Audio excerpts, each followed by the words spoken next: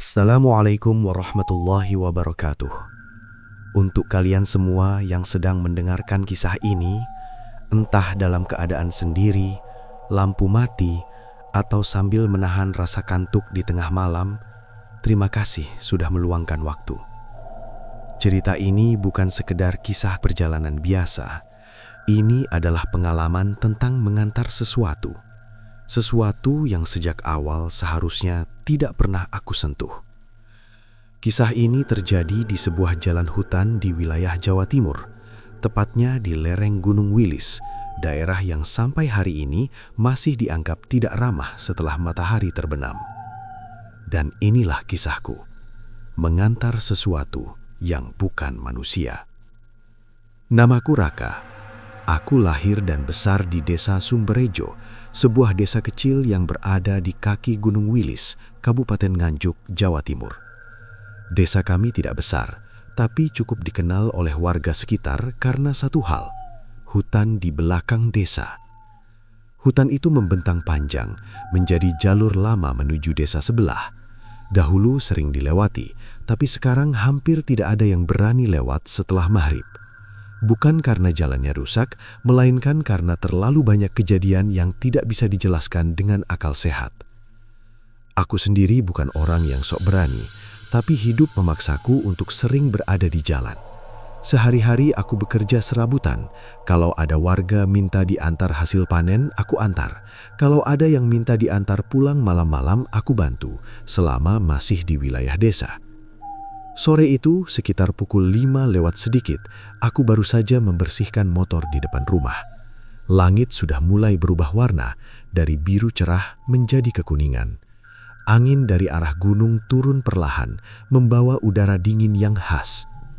Aku ingat betul, hari itu perasaanku tidak enak sejak siang. Entah kenapa dada terasa sempit, seperti ada beban yang tidak kelihatan. Saat aku sedang mengelap spion motor, terdengar suara mesin dari arah jalan desa. Bukan suara motor warga. Nadanya berat, pelan, seperti motor tua yang dipaksa hidup.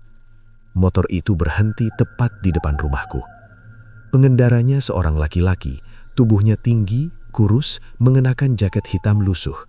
Helmnya dilepas, tapi wajahnya tidak jelas, bukan karena tertutup, melainkan karena tatapannya kosong, seperti orang yang sedang melamun tapi sadar. "Mas Raka?" tanyanya pelan. Aku mengangguk. "Iya Pak, ada apa?" Ia turun dari motor, lalu membuka jok belakang kendaraannya. Dari dalam, ia mengeluarkan sebuah bungkusan kain goni. Ukurannya tidak besar, kira-kira sebesar tas beras 5 kilo. Tapi cara ia mengangkatnya sangat hati-hati, seolah benda itu rapuh atau berbahaya. Bungkusan itu diletakkan di bangku kayu depan rumahku. "Mas bisa mengantar barang ini?" katanya lagi. Aku menatap bungkusan itu. Kain goninya tampak tua, berwarna coklat kusam, diikat dengan tali tambang kasar. Tidak ada tulisan, tidak ada tanda apapun. "Antar kemana, Pak?" tanyaku. "Lewat jalan hutan belakang desa," jawabnya singkat. Aku langsung terdiam. Jalan hutan itu bukan tempat asing bagiku. Aku tahu betul jalurnya, tikungannya, bahkan lubang-lubang tanahnya. Tapi juga aku tahu cerita-cerita yang melekat di sana, tentang orang yang mendengar namanya dipanggil, tentang pengendara yang tiba-tiba lupa arah pulang, tentang suara langkah di belakang, padahal tidak ada siapa-siapa. "Sekarang ya, Pak?" tanyaku, memastikan. "Iya, sebelum gelap benar." Aku menghela napas pelan. "Maaf Pak, kalau lewat hutan kalau sudah sore begini..." Belum sempat aku menyelesaikan kalimat, ia menyela. "Bayarannya 2 kali lipat." Kalimat itu membuatku terdiam lagi. Bukan karena tergiur, tapi karena terlalu cepat ia mengucapkannya, seolah sudah tahu aku akan menolak. Aku melirik ke arah rumah. Ibuku tidak ada di rumah sore itu, hanya aku sendiri. "Barang apa ini, Pak?" tanyaku akhirnya. Ia mendekat, lalu menurunkan suaranya. "Tidak perlu tahu." Aku merasakan tengkukku merinding. Ia melanjutkan, pelan tapi tegas. "Yang penting, jangan dibuka." Kata-kata itu diucapkan dengan tekanan aneh, bukan ancaman, tapi lebih seperti peringatan. Aku menelan ludah. Kalau boleh tahu, ini barang siapa? Ia menatapku lama, terlalu lama. Anggap saja titipan, jawabnya akhirnya. Aku mengangguk pelan, meski hatiku menolak. Tanganku bergerak sendiri, mengangkat bungkusan itu. Dan saat itulah, aku merasakannya. Hangat. Bukan hangat karena matahari, bukan pula karena kain, tapi hangat seperti suhu tubuh makhluk hidup. Refleks aku menarik tanganku. Pak, suaraku bergetar. Ini kok hangat? Wajah laki-laki itu tidak berubah sedikit pun. Tidak perlu dipikirkan, katanya datar. Semakin cepat sampai, semakin baik. Aku ingin membatalkan semuanya, sungguh. Tapi entah kenapa ada rasa takut menolak. Seolah jika aku berkata tidak, akan ada konsekuensi yang jauh lebih buruk. Dengan tangan gemetar, aku mengikat bungkusan itu di jok belakang motorku. Mas Raka, sebelum pergi, ia berkata, ingat betul pesan saya. Aku menoleh. Pesan apa, Pak? Ia sudah mengenakan helmnya. Jangan dibuka, jangan dijatuhkan, dan jangan berhenti sebelum sampai. Mesin motornya dinyalakan. Perlahan ia pergi meninggalkanku di depan rumah bersama bungkusan hangat di belakang motorku. Langit semakin gelap. Suara azan maghrib mulai terdengar dari surau desa. Aku menatap jalan menuju hutan. Dalam hatiku, aku berbisik. Apa sebenarnya yang sedang aku antar? Dan tanpa aku sadari, keputusan menyalakan motor sore itu adalah awal dari kejadian yang tidak akan pernah aku lupakan seumur hidupku. Setelah lelaki berjaket hitam itu menghilang di ujung jalan desa, aku masih berdiri beberapa detik di depan rumah. Tanganku belum juga melepas setang motor. Napasku terasa pendek, padahal aku belum bergerak kemana-mana. Bungkusan kain goni di jok belakang masih terasa hangat. Aku tidak menyentuhnya lagi. Tapi rasa itu seperti menembus pikiran, bukan sekedar kulit. Dari surau, azan maghrib semakin jelas terdengar. Biasanya suara itu menenangkan, tapi sore itu justru membuat suasana terasa semakin berat. Seolah waktu sedang mengingatkanku bahwa aku seharusnya tidak berada di jalan. Astagfirullah, gumamku pelan. Aku menoleh ke arah rumah, lalu ke arah jalan menuju hutan. Dalam hati aku sempat berpikir untuk membatalkan semuanya. Mengikat ulang bungkusan itu, lalu menaruhnya di depan rumah. Membiarkan pemiliknya datang kembali. Tapi entah kenapa, tubuhku justru bergerak sendiri. Aku menaiki motor. Mesin dinyalakan. Lampu depan menyala, menerangi jalan tanah yang mulai gelap. Dengan satu tarikan gas pelan, aku melaju menuju arah yang sejak kecil sudah kuhafal, tapi tidak pernah benar-benar ku kenal. Begitu melewati batas desa, suasana langsung berubah. Lampu-lampu rumah menghilang satu persatu. Jalan tanah mengecil, diapit oleh pepohonan tinggi. Daun-daun lebat di atas membentuk atap alami, menutup sisa cahaya senja. Udara terasa lebih dingin, lebih lembab, dan entah kenapa, lebih berat. Beberapa meter pertama masih terasa biasa. Aku masih bisa mendengar suara jangkrik, suara dedaunan digoyang angin. Tapi semakin masuk ke dalam, satu persatu suara itu menghilang. Tidak ada jangkrik, tidak ada burung malam, tidak ada suara serangga. Yang tersisa hanya suara mesin motorku sendiri. Aku menelan ludah. Tenang, Rak, ini cuma perasaan. Bisikku mencoba menenangkan diri. Namun saat itulah, dari jok belakang, aku merasakan sesuatu yang membuat bulu kudukku langsung berdiri. Ada gerakan. Bukan guncangan karena jalan berlubang, bukan karena ikatan longgar, tapi seperti sesuatu di dalam bungkusan itu menggeser posisi. Aku refleks mengerem. Motor berhenti. Mesin masih menyala. Lampu depan menyorot batang pohon besar di depanku. Aku diam, tidak berani bergerak. Beberapa detik berlalu. Kalau aku turun sekarang, aku melanggar pesan, pikirku. Tapi jika aku tetap di sini, rasa takut ini akan semakin menekan. Ini cuma efek pikiran, kataku lirih. Aku menarik napas dalam-dalam, lalu kembali melaju. Baru beberapa meter, Aku merasakan tekanan ringan di punggungku, seperti ada benda yang sedikit condong ke depan, mendekat ke tubuhku. "Jangan macam-macam," ucapku tanpa sadar. Aku tidak tahu kepada siapa aku bicara, tapi kata-kata itu keluar begitu saja, seperti refleks dari ketakutan yang mulai sulit ditahan. Jalan semakin sempit, akar-akar pohon muncul di permukaan tanah, memaksa motorku berjalan pelan. Lampu depan mulai berkedip sesekali. Dan di saat itulah, aku mencium sesuatu. Bau tanah basah, bercampur aroma besi. Bau itu tidak kuat, tapi cukup untuk membuat perutku mual, seperti bau darah lama yang bercampur lumpur. Aku mengusap hidung, berharap itu hanya perasaanku. "Mas Raka," aku hampir menjatuhkan motor. Suara itu terdengar jelas, pelan, tepat di belakangku. Itu namaku. Aku mengerem mendadak. Motor berhenti dengan bunyi decit kecil. Jantungku berdetak keras, rasanya ingin keluar dari dada. "Siapa?" tanyaku dengan suara gemetar. Tidak ada jawaban. Aku menoleh sedikit ke kanan, ke kiri, hanya pohon-pohon tinggi dan gelap. Jalan di belakangku kosong, tidak ada siapapun. Aku menarik napas panjang, mencoba menertawakan diri sendiri. Dengar halu, kurang tidur, gumamku. Tapi sebelum aku sempat melanjutkan perjalanan, suara itu terdengar lagi. "Mas Raka." Kali ini lebih dekat, lebih berat, seolah berasal dari tepat di belakang kepalaku. Aku membeku. Dalam kepalaku, pesan itu terngiang jelas.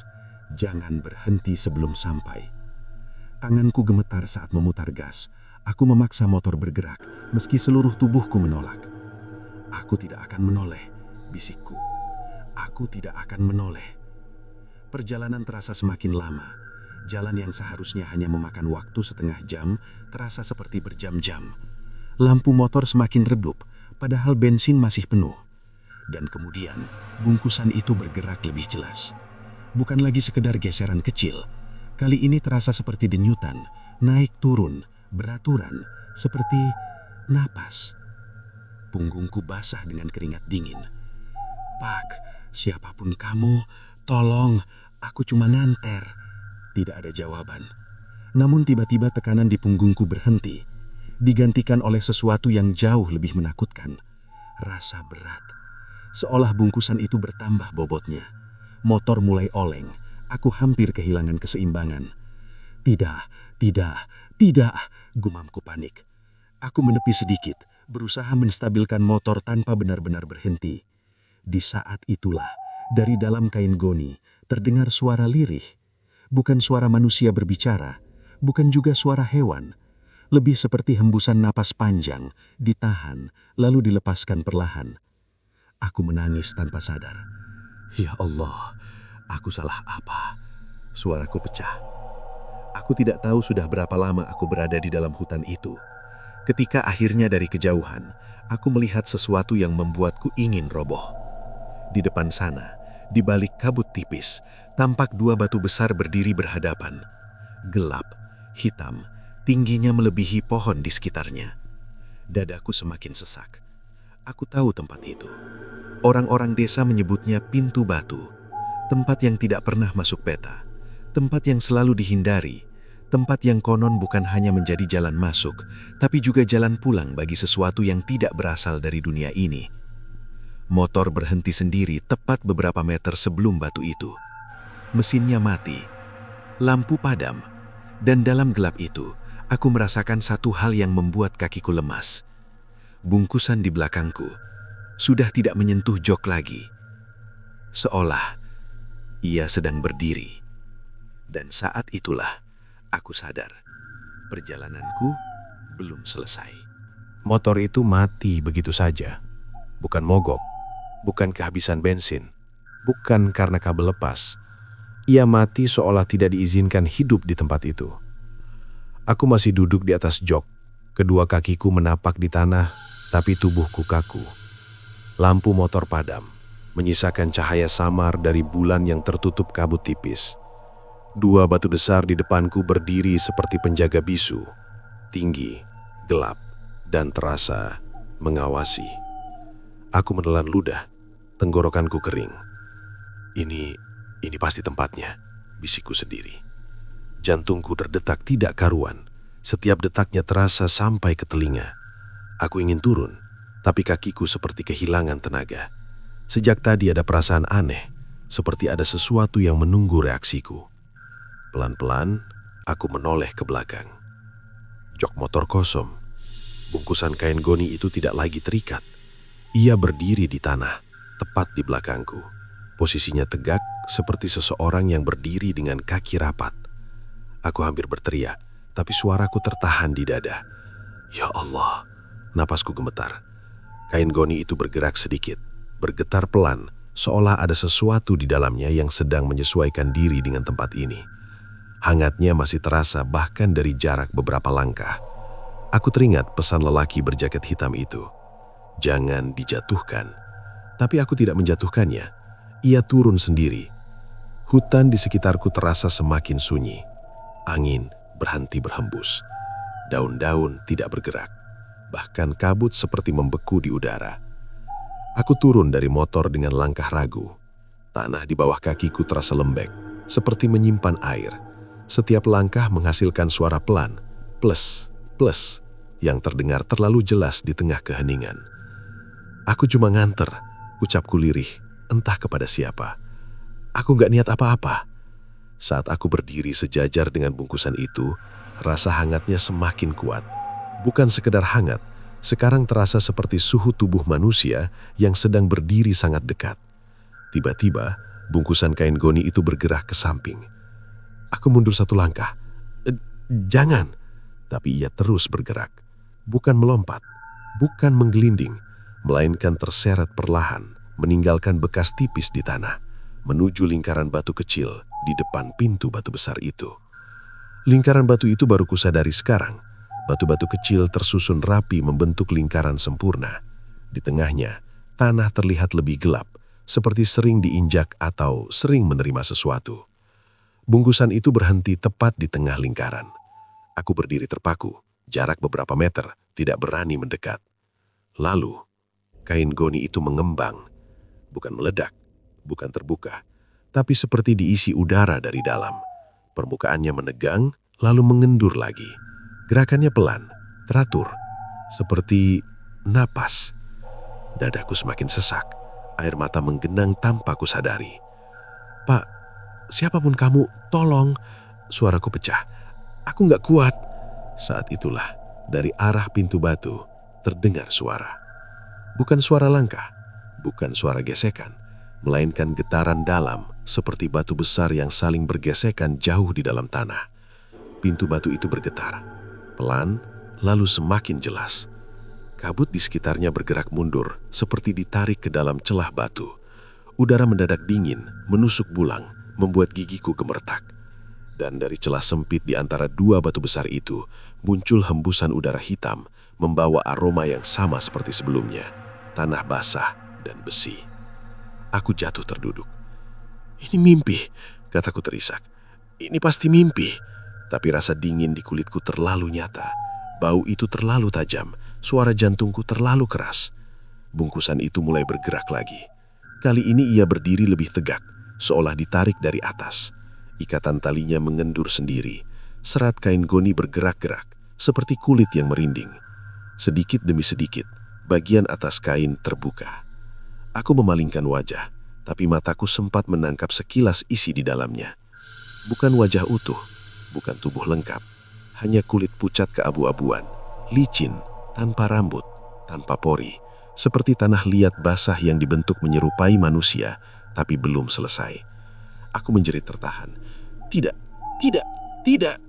Dari dalam bungkusan terdengar suara lirih, bukan kata-kata jelas, lebih seperti bisikan panjang, berlapis-lapis, seolah bukan berasal dari satu mulut. Pulang. Akhirnya, sudah lama. Suara-suara itu saling tumpang tindih, membuat kepalaku pusing. Aku menutup telinga, memejamkan mata, menangis seperti anak kecil. Maaf, maaf, kataku berulang kali. Aku tidak tahu berapa lama aku terduduk di sana. Waktu terasa tidak berjalan normal. Detik seperti menit, menit seperti jam. Saat aku membuka mata lagi, Aku melihat sesuatu yang membuat napasku berhenti. Pintu batu itu mulai terbuka. Tidak cepat, tidak keras. Pelan, sangat pelan. Seolah memberi waktu bagi siapapun yang melihatnya untuk menyesal telah datang ke sini. Di balik pintu batu itu, tidak ada cahaya. Tidak ada bentuk jelas. Hanya kegelapan pekat yang terasa bergerak. Bungkusan itu, atau apapun yang ada di dalamnya, mulai terseret ke arah celah pintu, tanpa disentuh siapapun, tanpa suara langkah. Aku tersadar, ini adalah titik di mana aku harus memilih. Tetap di sini, atau pergi. Pesan itu kembali teringat di kepalaku, jelas seperti diucapkan tepat di telingaku. Jangan berhenti sebelum sampai. Aku sadar sekarang. Aku sudah sampai. Dengan sisa tenaga, aku berdiri tertatih. Kakiku gemetar hebat. Aku mundur satu langkah, lalu satu lagi. Dari balik pintu batu itu, terdengar suara berat, dalam, menggema seperti datang dari perut bumi. Terima kasih, pengantar. Aku tersenyak. Mulai sekarang, ingat satu hal. Aturan apa? Tanyaku spontan. Suaraku hampir tidak terdengar. Hening. Lalu suara itu menjawab, pelan tapi menekan. Jangan menoleh. Di saat yang bersamaan, aku merasakan sesuatu di belakangku. Sangat dekat, terlalu dekat. Aku tidak berani menoleh. Keringat dingin mengalir di pelipisku.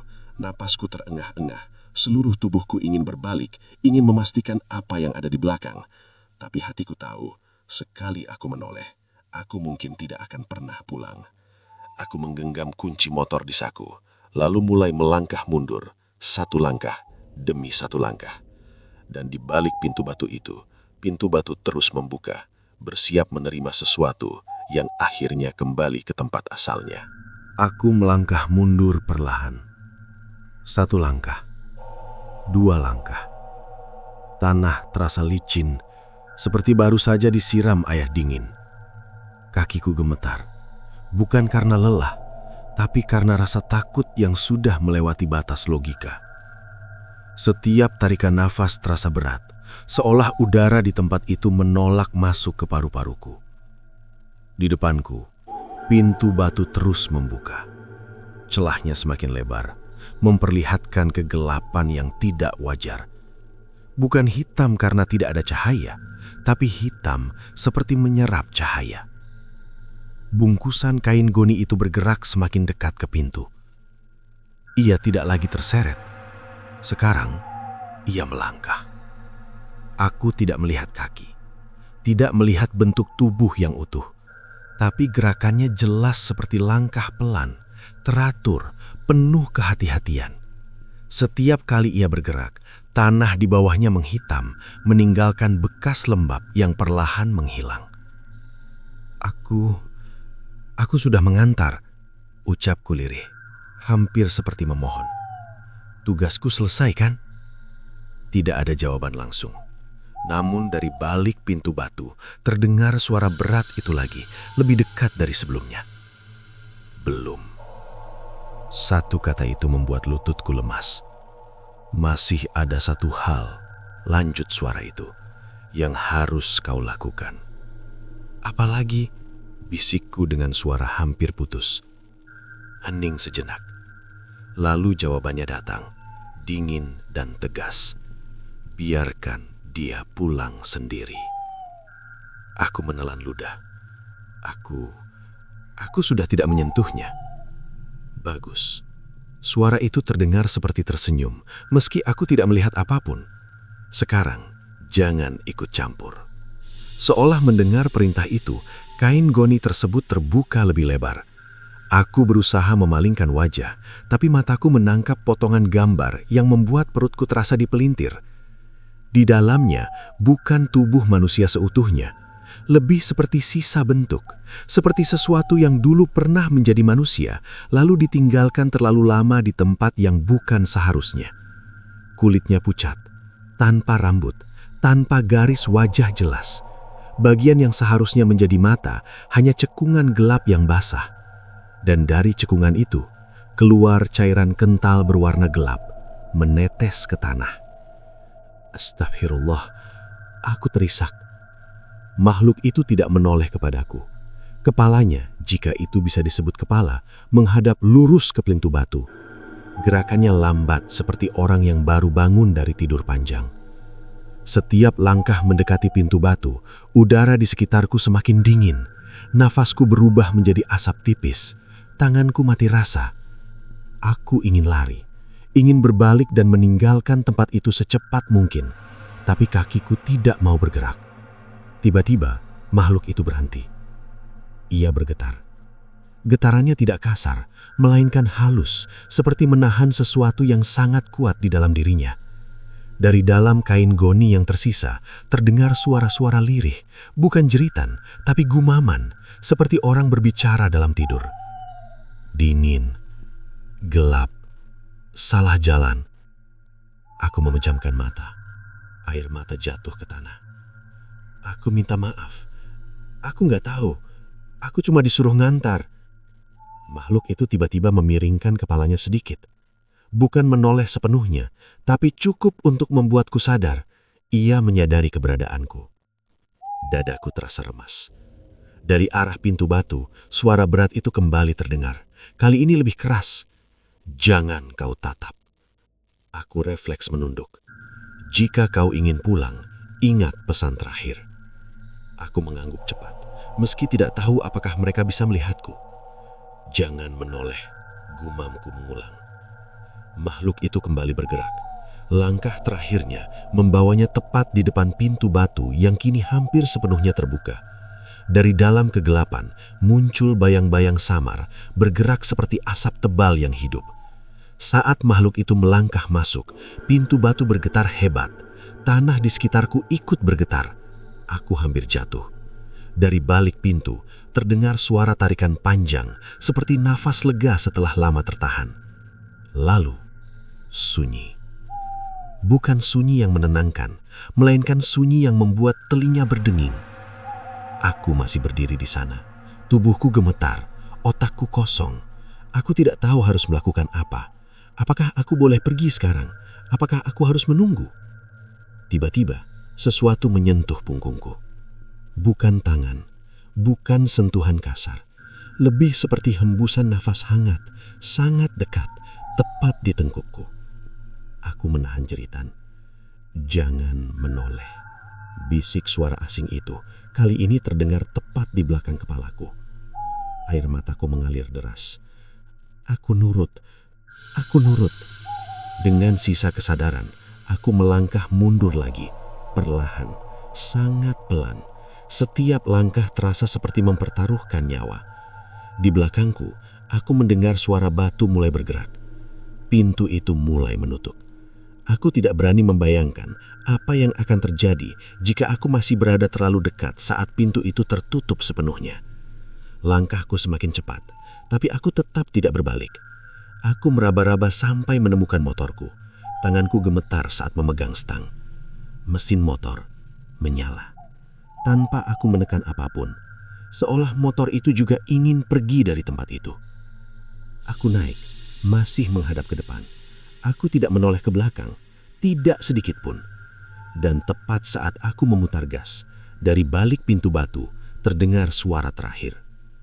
Tidak semua pengantar pulang. Aku menahan nafas dan melaju. Meninggalkan hutan, meninggalkan pintu batu, meninggalkan sesuatu yang akhirnya menemukan jalannya sendiri. Tapi di dalam hatiku ada satu ketakutan yang belum hilang. Apakah aku benar-benar sudah aman? Atau aku hanya diizinkan pergi untuk sementara? Aku melaju tanpa menoleh. Tanganku mencengkram stang motor terlalu kuat sampai terasa nyeri. Nafasku tidak beraturan, seperti orang yang baru saja lolos dari tenggelam. Lampu motor menyinari jalan tanah di depanku, tapi cahaya itu terasa sempit, seolah hutan di kiri dan kanan perlahan mendekat. Aku tidak tahu sudah berapa lama aku berkendara. Waktu terasa rusak. Jalan yang tadi kulewati untuk masuk terasa berbeda saat pulang. Tikungannya tidak sama, pohon-pohonnya tampak lebih rapat, bahkan bau tanahnya pun terasa lebih pekat. Seakan hutan ini belum benar-benar mengizinkanku pergi. Fokus, jangan berhenti, jangan menoleh. Gumamku berulang kali. Suara pintu batu yang menutup tadi masih terngiang di kepalaku. Suara berat itu, bisikan terakhirnya, semua bercampur menjadi satu tekanan di kepala. Aku mencoba mengingat wajah ibuku, rumahku, lampu teras, segala hal yang terasa manusiawi. Namun, semakin aku berusaha mengingat hal-hal itu, semakin asing rasanya. Tiba-tiba, aku mendengar langkah. Bukan suara langkah di tanah, melainkan suara seperti sesuatu berjalan di atas daun kering, mengikuti ritme motorku. 1 langkah, 2 langkah. Aku menahan napas. Tidak mungkin, bisikku. Langkah itu berhenti ketika aku berhenti bernapas. Dan saat aku menarik napas lagi, langkah itu ikut bergerak. Rak. Aku hampir kehilangan kendali motor. Suara itu terdengar dari belakang, sangat jelas, sangat dekat. Dan yang membuat darahku terasa membeku adalah suara itu milik ibuku. Rak.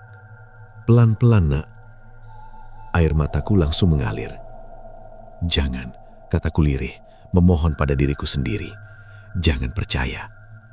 Suara itu terdengar lagi, lebih lembut. Kenapa kamu gak nengok, Rak? Ini ibu.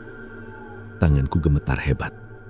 Bahuku terasa berat, seperti ada tangan yang ingin memaksaku menoleh. Aku teringat pesan itu. Aturan terakhir. Jika aku menoleh, aku tidak tahu apa yang akan kulihat, dan aku yakin apapun itu bukan ibuku. Aku pulang, Bu, kataku bertebatah, menahan tangis. Tunggu aku di rumah. Langkah di belakangku berhenti. Namun, digantikan oleh suara lain. Suara napas, panjang, berat, tepat di belakang tengkukku. Bulu kuduku berdiri. Raka. Bukan suara ibuku. Bukan suara lelaki berjaket hitam. Bukan suara yang pernah kudengar sebelumnya. Kenapa kamu pergi? Suara itu berbisik. Bukankah kamu sudah melihatku? Aku menggigit bibir sampai terasa perih. Aku cuma pengantar, jawabku lirih. Aku bukan siapa-siapa. Suara itu tertawa pelan. Bukan tawa keras, tapi tawa yang seperti ditahan, seolah berasal dari tenggorokan yang tidak biasa. Semua pengantar bilang begitu. Lampu motor tiba-tiba berkedip. Sekali, 2 kali. Jalan di depanku seperti berputar sedikit. Pohon-pohon tampak bergeser, seolah hutan sedang mencoba mengubah arahku. Jangan berhenti, kataku keras pada diri sendiri. Jangan berhenti. Aku menambah gas. Angin malam menerpa wajahku, dinginnya menusuk sampai ke tulang. Tapi di balik dingin itu, aku merasakan sesuatu yang aneh. Rasa hangat di punggungku. Hangat yang sama, seperti saat bungkusan itu masih berada di jok belakang. Aku ingin menjerit. Aku sudah ngantar, teriakku dengan suara pecah. Aku sudah nurut. Hangat itu tidak menjawab, tapi aku merasakan berat perlahan menekan punggungku, seperti ada sesuatu yang duduk tepat di belakangku. Motorku oleng. Turun, bisik suara asing itu. Cuma sebentar. Aku menggeleng-geleng kuat-kuat. Tidak, aku tidak akan berhenti. Saat itulah, aku melihat sesuatu di depan. Cahaya. Bukan cahaya lampu motor, melainkan lampu jalan desa warga. Dadaku langsung terasa lega, tapi rasa takut belum sepenuhnya hilang. Aku tahu, seringkali hutan mempermainkan penglihatan orang yang ingin keluar. Aku terus melaju, memaksa motor bergerak lurus ke arah cahaya itu. Semakin dekat, suara-suara di belakang mulai melemah. Bisikan berubah menjadi gumaman, gumaman berubah menjadi desir angin. Dan tepat saat aku melewati batas hutan, semua suara itu hilang, seolah tidak pernah ada. Aku tidak langsung berhenti. Aku terus berkendara sampai benar-benar masuk ke jalan desa, melewati rumah-rumah warga yang lampunya menyala. Baru setelah itu aku berani memperlambat laju motor. Dadaku naik turun, tenggorokanku sakit karena terlalu banyak menahan tangis. Aku masih tidak menoleh ke belakang, sampai aku tiba di depan rumah. Aku mematikan mesin, turun dari motor, berdiri lama di sana, menatap tanah. Pelan-pelan, dengan hati-hati, aku melirik ke jok belakang. Kosong. Tidak ada kain guni, tidak ada bekas ikatan, tidak ada apapun. Hanya jok motor yang basah oleh keringatku sendiri. Aku terduduk di tanah. Alhamdulillah, suaraku bergetar. Alhamdulillah. Tapi saat aku berdiri dan hendak masuk rumah, aku menyadari satu hal. Di tanah depan rumahku, ada bekas jejak kaki basah. Bukan jejak sepatuku. Jejak itu berhenti tepat di depan pintu rumah, lalu menghilang. Malam itu aku tidak tidur. Dan sampai hari ini, aku tahu satu hal dengan pasti. Perjalanan belum sepenuhnya berakhir. Karena sesuatu yang sudah menemukan jalannya, kadang masih ingin diantar, sampai benar-benar lupa pernah tersesat. Aku seharusnya langsung masuk rumah malam itu. Aku seharusnya mengunci pintu, berdoa, lalu berusaha melupakan semua kejadian di hutan. Tapi ada satu hal yang membuat kakiku berhenti melangkah. Jejak kaki basah itu. Jejak itu tidak besar, tidak kecil. Bentuknya samar, seperti bekas telapak yang tidak sempurna. Dan yang paling membuat dadaku terasa diremas, jejak itu mengarah menjauh dari rumah, kembali ke arah jalan hutan. Aku berdiri lama di depan pintu. Tanganku sudah memegang gagang, tapi pikiranku kacau. Di kepalaku hanya ada satu pertanyaan bodoh yang seharusnya tidak muncul. Bagaimana kalau barang itu belum benar-benar sampai? Pesan lelaki berjaket hitam itu kembali terngiang. Jangan berhenti sebelum sampai. Suara dari pintu batu juga masih jelas. Tidak semua pengantar pulang. Aku sudah sampai, gumamku pelan. Aku sudah nurut. Namun semakin aku mencoba meyakinkan diri sendiri, semakin kuat rasa tidak tenang itu. Seolah ada sesuatu yang belum selesai, sesuatu yang menunggu kesalahan kecil dariku. Angin malam berhembus pelan. Lampu teras berkedip sekali, lalu stabil kembali. Aku menoleh ke arah jalan. Jejak kaki itu masih ada. Astagfirullah, aku mengusap wajah kasar. Kenapa aku jadi mikir macam-macam? Aku mencoba masuk rumah, tapi baru satu langkah, terdengar suara pelan dari arah belakang. Rak. Aku menegang. Bukan teriakan, bukan bisikan menyeramkan. Suara itu terdengar lelah, seperti orang yang memanggil setelah perjalanan jauh. Aku di sini. Aku memejamkan mata. Dadaku naik turun. Aku nggak boleh dengar, kataku pada diri sendiri. Aku nggak boleh lihat, tapi kakiku melangkah mundur. Perlahan, tanpa aku sadari. Saat aku sadar sepenuhnya, aku sudah berdiri di tepi jalan desa menatap arah gelap yang mengarah ke hutan. Dan di sana, aku melihatnya. Sosok itu berdiri di bawah bayangan pohon, beberapa meter dari batas cahaya lampu desa. Tubuhnya samar, tidak sepenuhnya padat. Bentuknya menyerupai manusia, tapi terlalu tinggi, terlalu kurus. Ia tidak bergerak. Hanya berdiri. Rak, suaranya terdengar lagi. Kamu lupa satu hal. Apa? Suaraku gemetar. Pulang itu bukan cuma soal jalan, tapi soal niat. Aku menelan ludah. Aku sudah nganter kamu. Sosok itu mengangkat kepalanya sedikit. Aku tidak melihat wajahnya, tapi aku merasakan tatapannya. Belum. Seketika, dunia di sekitarku terasa berubah. Lampu desa di belakangku padam, suara jangkrik menghilang. Jalan aspal di bawah kakiku terasa dingin dan lembab, berubah menjadi tanah. Aku terengah. Tidak, aku sudah keluar. Sosok itu melangkah mendekat. Setiap langkahnya membuat jarak antara desa dan hutan di belakangku menghilang. Rumah-rumah lenyap, jalan desa memudar, yang tersisa hanya pepohonan tinggi dan kabut dingin. Aku kembali berada di jalan hutan. Ini gak mungkin. Aku terisak. Aku sudah pulang. Tubuhmu pulang, tapi pikiranmu menoleh. Aku teringat satu hal yang paling kutakuti. Aku memang tidak menoleh secara fisik, Tapi hatiku ragu, dan keraguan itu cukup. Kabut di sekitarku menipis, memperlihatkan dua batu besar yang berdiri berhadapan. Pintu batu masih terbuka setengah, lebih lebar dari sebelumnya. Tidak, kakiku gemetar hebat. Jangan! Sosok itu berdiri di sampingku sekarang. Aku bisa merasakan dinginnya menjalar ke kulitku. Kamu pengantar yang baik, tapi kamu lupa satu aturan. Apa? Bisikku. Setelah meletakkan barang, ucapnya pelan. Kamu tidak boleh kembali dengan niat apapun. Aku menangis. Aku cuma pengen mastikan. Dan itu cukup, katanya. Tanah di bawah kakiku mulai retak. Aku terjatuh. Lututku menghentam tanah keras. Dari celah retakan keluar udara dingin dan bau besi yang familiar. Pintu batu itu mulai bergerak menutup. Perlahan, pasti. Aku mencoba berdiri, tapi kakiku seperti tertahan. Seolah ada tangan-tangan tak terlihat menarikku ke arah pintu. Jangan, teriakku. Tolong!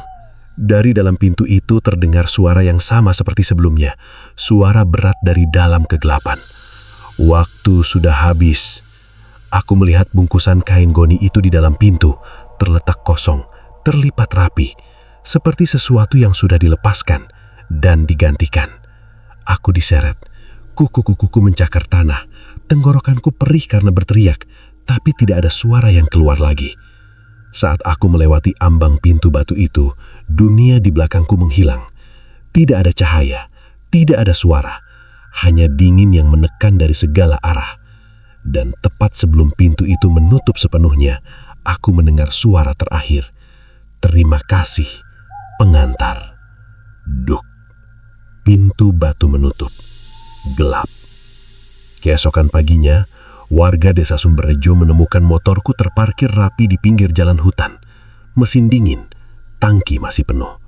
Tidak ada bekas kecelakaan, tidak ada tanda perlawanan. Hanya jejak kaki basah yang berhenti tepat di depan pintu batu, lalu menghilang. Namaku tidak ditemukan, tubuhku tidak pernah kembali.